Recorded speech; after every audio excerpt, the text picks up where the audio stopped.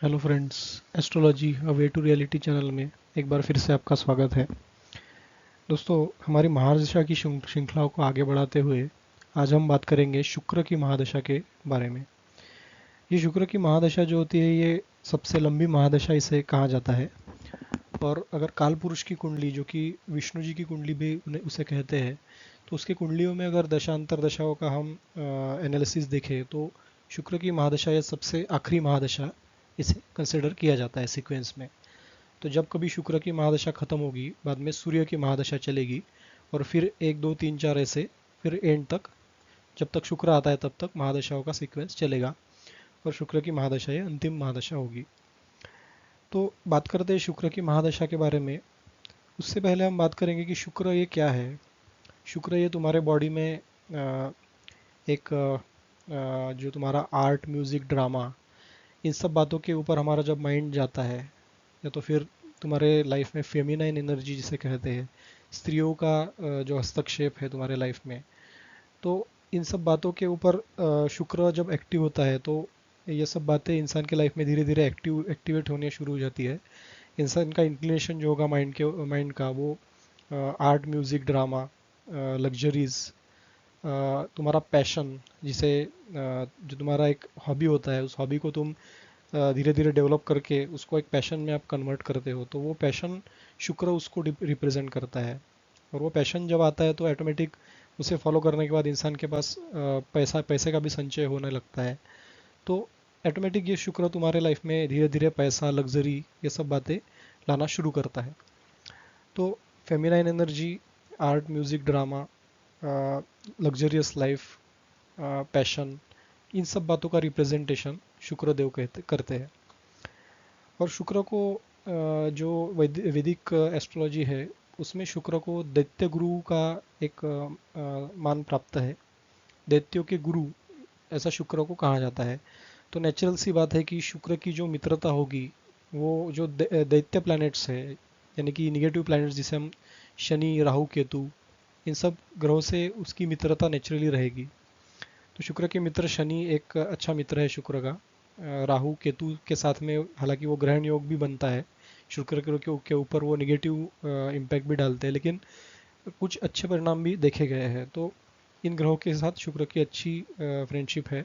शुक्र के शत्रु में एक तो सूर्य आता है, चंद्र को भी हम कह सकते हैं, और बुध ये सम है शुक्र के साथ में, और गुरु के साथ भी सम या फिर मैत्रीपूर्ण रिलेशन शुक्र के है। हालांकि गुरु ये देव गुरु है और शुक्र ये दैत्य गुरु है, लेकिन इनका बेसिक नेचर लोगों को सिखाना, लोगों को गाइड करना, यही है। तो इन ग्रहों में मित्रता है, ऐसा हम कह सकते हैं। तो शुक्र की महादशा में कैसा फल मिलेगा, ये हम एक सैंपल कुंडली से जानते हैं। तो शुक्र की महादशा में अगर शुक्र, जैसे यहाँ हम एक सैंपल कुंडली में देख रहे हैं कि शुक्र लगन में बैठा है और वो स्वराशि में होकर बैठा है, तो जब कभी भी शुक्र स्वराशि में रहेगा, या फिर उच्च का होगा, उच्च का मतलब अगर मीन राशि में शुक्र बैठा है तो वो उच्च का है।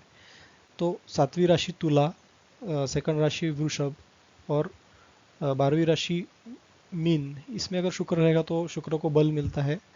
शुक्र अच्छा रिजल्ट देता है, बहुत अच्छा रिजल्ट हम देता है। जैसे कि तुम शुक्र के पहले केतु की महादशा चलती है, तो 7 साल तुम मटेरियल गेंस को छोड़ देते हो, या फिर तुम्हारा जो इंक्लिनेशन है वो स्पिरिचुअल थिंग्स के ऊपर होता है केतु की महादशा में। और सडनली ये फेस चेंज जब होता है, जब शुक्र की महादशा शुरू होती है केतु के बाद, और शुक्र कहीं अच्छे प्लेस्ड हो, इन 3 राशियों में हो, या फिर मित्र राशि में शुक्र के अगर वो प्लेस्ड हो और थोड़ा सा बल उसमें हो, थोड़ी सी डिग्री वाइज बलाबल हो, तो ये शुक्र बहुत अच्छा फल देता है, तुमको लग्जरीज में लाके खड़ा करता है। और जैसे केतु में मटेरियल्स गेंस तुमको छोड़ने पड़ते हैं, तो सडनली ये चेंज ओवर होकर शुक्र तुमको सारी मटेरियल गेंस देता है, सारी लग्जरीज तुमको देने के लिए बाध्य हो जाता है। तो इन 3 राशियों में शुक्र के फल काफ़ी अच्छे होते हैं। अगर लगन में शुक्र पड़ा है तो इंसान को रूपवान बनाएगा, दिखने में अच्छा होगा, जातक सुंदर होगा। आर्ट, म्यूजिक, ड्रामा, इन सब को के तरफ जातक का इंक्लिनेशन ज़रूर होगा, और इन सब का पैशन एक प्रकार से इंसान की पर्सनैलिटी में देखने को मिलेगा। और इंसान काफ़ी मीठी भाषा बोलने वाला होगा। इंसान जो होगा वो इमोशंस को काफ़ी इम्पोर्टेंस देने वाला होगा। और इमोशनली लोगों से जुड़ने वाला भी होगा। तो ये शुक्र लगन वाला इंसान को बहुत अच्छे फल देगा। तो first house, second, fourth, fifth, seventh, tenth, eleventh और नाइन्थ हाउस। सो ये सब जो भाव है इसमें अगर शुक्र मित्र राशि में है, थोड़ा सा भी बल है उसके पास, और वो शुक्र अगर स्वराशि उच्च राशि में तो बहुत अच्छा फल देगा ही देगा। तो इन सब कंडीशन में शुक्र हमेशा अच्छा ही फल देते हैं। खास करके सप्तम स्थान में अगर शुक्र हो तो शुक्र को दिग्बल मिलता है। खाली उसके साथ कोई अच्छे प्लैनेट्स प्लेस्ड हो तो वो और उसके अच्छे फल में बढ़ोतरी ज़रूर करता है। पंचम स्थान में शुक्र इमोशनल बनाता है। म्यूजिक, आर्ट, ड्रामा, बॉलीवुड, जो हम मूवीज़ वगैरह में कहते हैं, तो वहाँ पे पंचम स्थान में शुक्र की पोजीशन बहुत अच्छी मानी गई है। इंसान को वो इस इन फील्ड से वो ज़रूर जोड़ता है। इंसान कुछ नहीं होगा तो एक लेखक या कवि तो ज़रूर बन सकता है अगर फिफ्थ हाउस में शुक्र की प्लेसमेंट हो तो। प्रोवाइडेड कंडीशन ऐसी है कि वो नीच राशि में ना हो, या फिर वो सूर्य के साथ ना हो, या फिर राहु और केतु से दुष्ट ना हो, या उनके साथ में ना हो।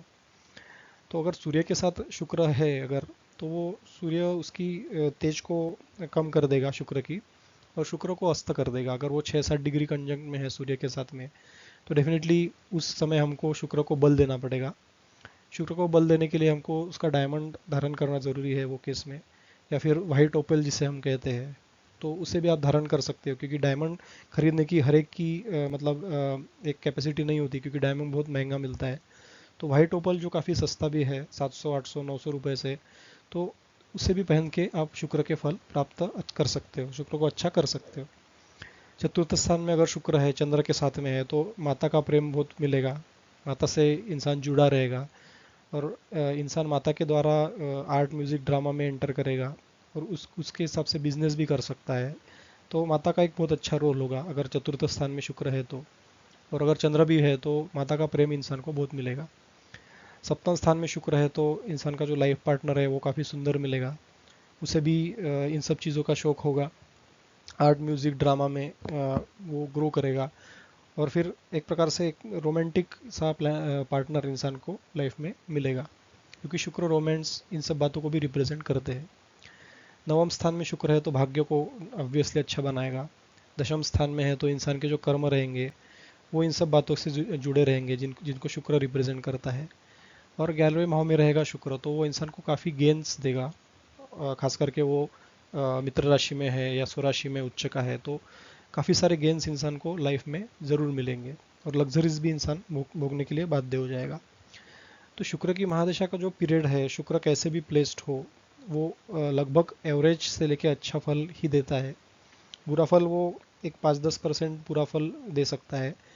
वही कंडीशन हमने जो बताई कि अगर वो अस्त है सूर्य के साथ में, या फिर राहु से दुष्ट है। अगर राहु के साथ में शुक्र है तो सप्तम हाउस में अगर ये कॉम्बिनेशन बन रहा है, या फोर्थ हाउस में या 11th हाउस में, तो वो केस में डाइवोर्स के चांसेस बढ़ जाते हैं।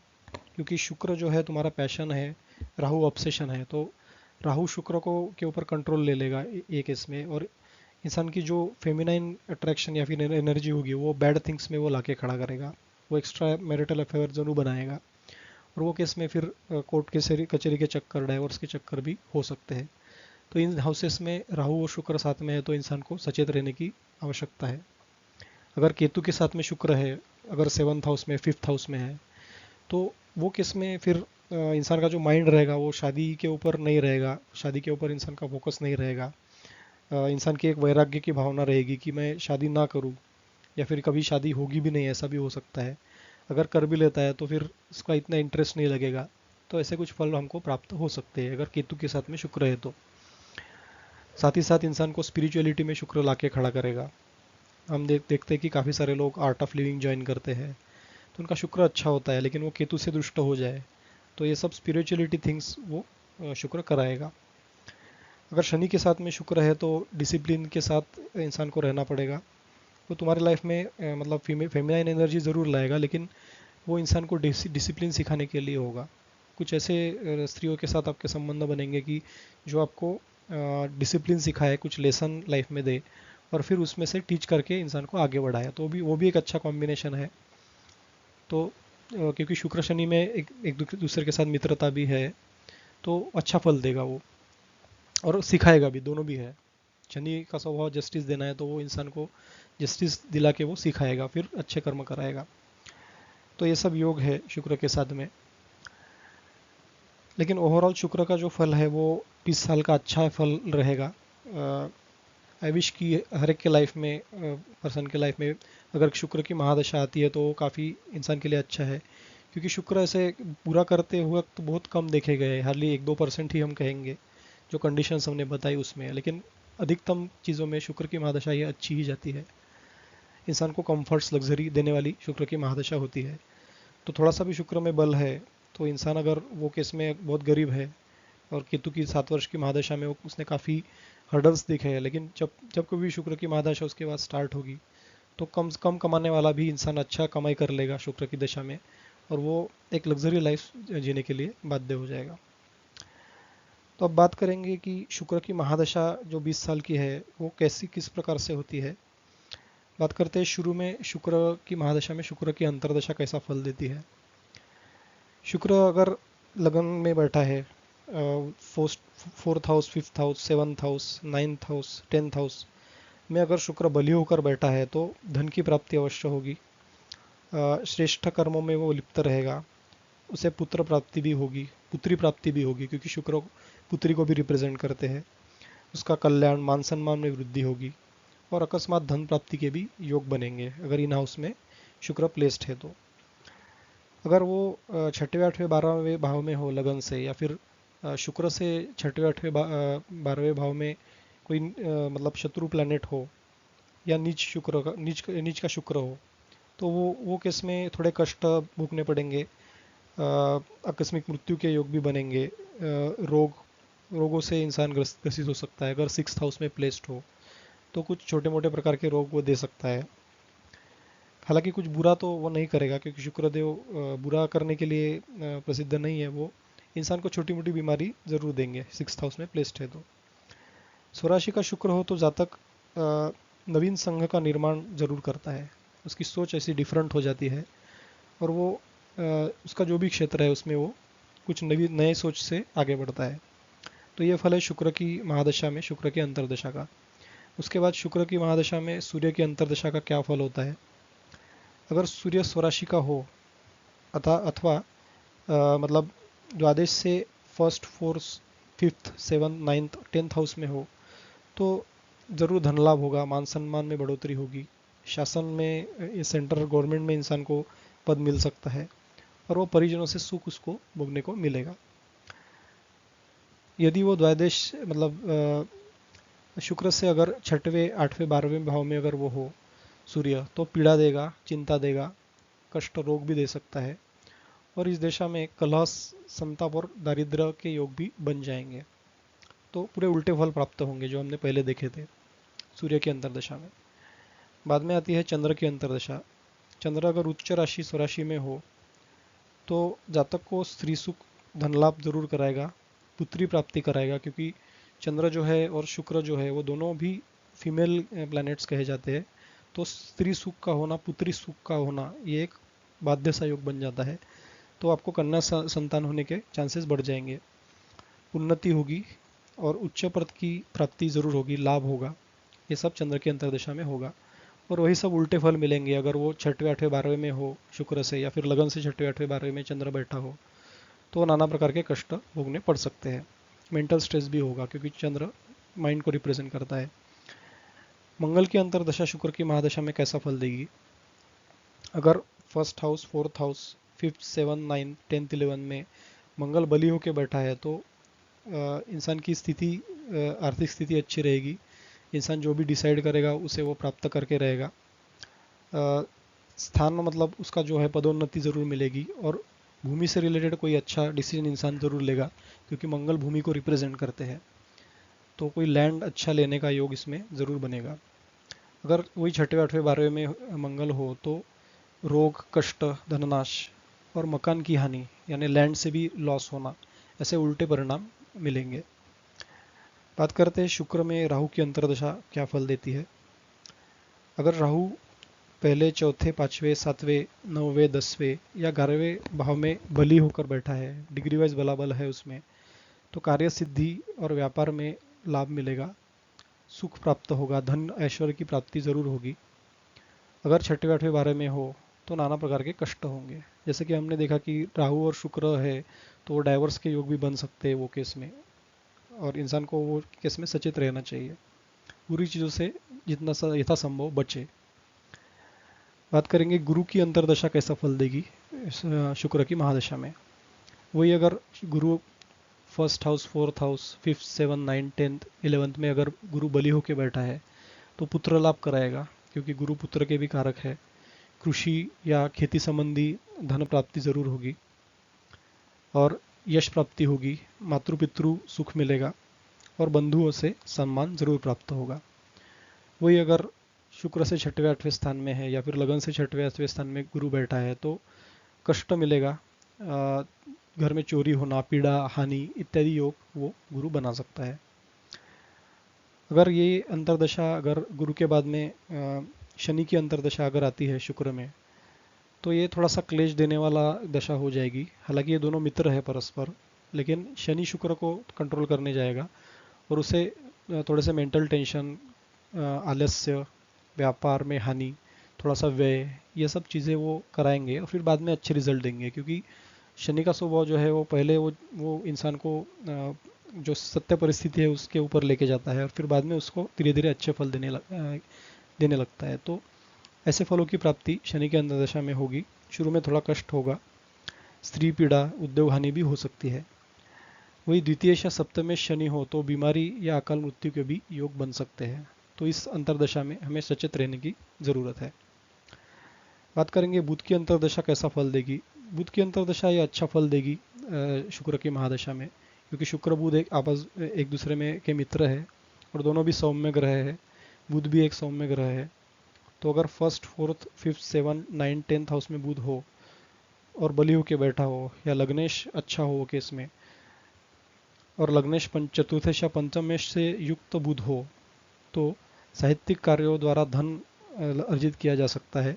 बुध की अंतर्दशा में कीर्ति लाभ होगा, सन्मार्ग से धनागम होगा, बड़े कार्यों में इंसान में सफलता प्राप्त जरूर कर लेगा। और वो अगर छठवें, आठवें, 12वें स्थान में हो तो कीर्ति का एक तरह से पतन होगा, अल्प लाभ होगा और कुटुंब में झगड़े हो सकते हैं। तो इंसान को अपने वाणी के ऊपर ज़रूर कंट्रोल रखना चाहिए अगर बुध आपका पीड़ित है तो। साथ ही साथ बुध बिजनेस का कारक भी है, तो इंसान आर्ट, म्यूजिक, ड्रामा इनसे रिलेटेड बिजनेस भी कर सकता है बुध के अंतर्दशा में। बात करेंगे सबसे आखिरी में केतु की अंतर्दशा कैसी होगी शुक्र की महादशा में। तो जैसे कि हमने देखा कि वो इंसान को इंटरेस्ट लेने के लिए, मतलब इंटरेस्ट उसका कम रहेगा, मतलब इन सब बातों के रिलेटेड जिसमें शुक्र रिप्रेजेंट करता है। कलह होंगे, बंधुनाश होगा, शत्रु पीड़ा, भय, धननाश, ये इसके योग केतु बना सकता है। और इंसान की जो इच्छा होगी वो शादी करने की कम होगी और मटेरियल्स गेम्स में ज़्यादा पढ़ने की इंसान की इच्छा नहीं रहेगी, क्योंकि केतु एक स्पिरिचुअल ग्रह है, हमको पता है। और पापर ग्रह के साथ स्थित हो तो फिर वो रोग भी दे सकता है, फोड़े फुंसी भी दे सकता है, बंधु वियोग हो सकता है, कुछ घाव भी दे सकता है। तो ये सब बातें हैं, तो केतु की महादशा में हमको सचेत रहने की आवश्यकता है। और वही अगर केतु उच्च का हो, तीसरे, सातवें या फिर 11वें भाव में हो तो वो धनागम कराएगा, सम्मान देगा, सुख की प्राप्ति जरूर देगा, खास करके थर्ड हाउस में अगर या फिर 11th हाउस में केतु हो तो ये थी जानकारी शुक्र की महादशा में विविध ग्रहों के अंतर्दशाओं की। अब हम बात करते हैं कि शुक्र अगर पीड़ित है तो उसके क्या क्या उपाय, शुक्र के क्या क्या उपाय हमको करने चाहिए अगर शुक्र पीड़ित है तो सबसे पहले शुक्र की महादशा अगर चलती है और शुक्र पीड़ित है, शुक्र सूर्य से अस्त है या फिर राहु केतु के साथ में है, शनि की दृष्टि शुक्र पे पड़ रही है, तो वो केस में शुक्र को ठीक कराने के लिए, शुक्र को बल देने के लिए एक डायमंड आप पहन सकते हो। ये डायमंड काफ़ी महंगा भी मिलता है, कुछ अमेरिकन डायमंड सस्ते भी है। तो डिपेंड्स ऑन क्वालिटी के हिसाब से किसी अच्छे ज्वेलरी से आप कंसल्ट करके अच्छा डायमंड पहन सकते हैं आपके बजट के हिसाब से। अगर बजट ना हो तो वाइट ओपल मिलता है, तो उसका भी इम्पैक्ट एक प्रकार से हीरे के जैसे ही होता है, डायमंड के जैसे ही होता है, लेकिन डायमंड थोड़ा बॉडी को गर्म करता है, लेकिन वाइट ओपल है बॉडी को ठंडा रखता है और अच्छे फल भी देने के लिए वो बाध्य होता है। तो वाइट ओपल ये ज़्यादा प्रिफरेबल है डायमंड से। तो अगर आप वाइट ओपल एक चेन में भी पहन सकते हो, चेन में गले में भी डाल सकते हो, या तो फिर उसे अंगूठी में भी पहना जा सकता है। तो उसका हिस्सा बॉडी को टच होना चाहिए, ये सबसे इंपॉर्टेंट कंडीशन है। लेकिन डायमंड के केस में ऐसा नहीं है, डायमंड आपके बॉडी को कभी टच नहीं रहेगा, तो वो फिर भी इम्पैक्ट आपको देने के लिए बाध्य रहेगा। लेकिन वाइट ओपल बॉडी को टच फिजिकली होना चाहिए। तो ये आप पहन सकते हो शुक्र की महादशा में या अंतरदशा में। उसके बाद शुक्र को ठीक करने के लिए, जैसे कि माता लक्ष्मी की पूजा या दुर्गा माता की पूजा या फिर दुर्गा माता से रिलेटेड कुछ स्तोत्र पाठ पूजा, ये सब करने से भी शुक्र अच्छा होता है। शुक्र आपके लाइफ में फेमिनाइन एनर्जी प्रेजेंट करता है, तो स्त्रियों का सम्मान करना ये सीखना चाहिए। अगर स्त्रियों का सम्मान करते हो, आपकी माता हो, आपकी सिस्टर हो, वाइफ हो, आपकी डॉटर हो, या जो भी हो, तो उसका सम्मान करने से शुक्र ठीक रहता है और हमको शुक्र के अच्छे रिजल्ट मिलते हैं। ये रिजल्ट वो टाइम पे बहुत ज़्यादा अच्छी होते हैं कि जब भाग्यस्थान को शुक्र का स्वामित्व हो, मतलब भाग्यस्थान में नाइन्थ हाउस का जो रूलिंग साइन हो, वो तो एक तो वृषभ राशि हो वहाँ पे, या फिर वहाँ पे तुला राशि हो जिसको शुक्र रिप्रेजेंट करता हो। तो वो किस में आपको ये बातों बातों को करने से, स्त्रियों को सम्मान देने से आपका भाग्य की में आपकी वृद्धि होगी। तो सभी स्त्रियों से अच्छा संबंध बनाए रखे, सम्मान दे उनको, तो उससे शुक्र आपका अच्छा होगा। तो ये थे कुछ बेसिक उपाय शुक्र के। और एक उपाय भी है, जैसे कि आप मंदिर में जाते हो, किन्हीं गरीब लोगों को अगर आप चावल की खीर खिलाते हो, तो उससे भी शुक्र ठीक होने लगता है। तो वाइट सफ़ेद वस्त्र का दान करना, या भी जो जो भी सफ़ेद चीज़ें है उसका दान करना, ये भी शुक्र को ठीक करने का एक उपाय माना गया है। तो दोस्तों ये थे कुछ जानकारी शुक्र के महादशा के बारे में। शुक्र के जो अंतरदशा में फल आएंगे उसके भी फलों के परिणाम हमने बताए। शुक्र को अगर शुक्र पीड़ित हो तो उसको ठीक करने के क्या उपाय है, इसके बारे में भी हमने जानकारी ली। दोस्तों आपको अगर वीडियो अच्छा लगे तो इसे लाइक ज़रूर कीजिए, हमारे चैनल को सब्सक्राइब करना ना भूलिए, और बेल आइकॉन प्रेस कीजिए ताकि हमारे जो रेगुलर वीडियो अपडेट्स है वो आपको सुनने को ज़रूर मिले। हमने देखा है कि काफ़ी सारे लोग मतलब सब्सक्राइब करते नहीं हैं, तो मैं आपको एक बार फिर से रिक्वेस्ट करूंगा कि आप चैनल को ज़रूर सब्सक्राइब कीजिए ताकि ये इन्फॉर्मेशन आपको मिलती रहे, आप ज्योतिष सीखते जाए, जो कि हमारा प्राइमरी उद्देश्य है। तो दोस्तों अगले वीडियो के साथ ज़रूर मिलेंगे। Thank you very much.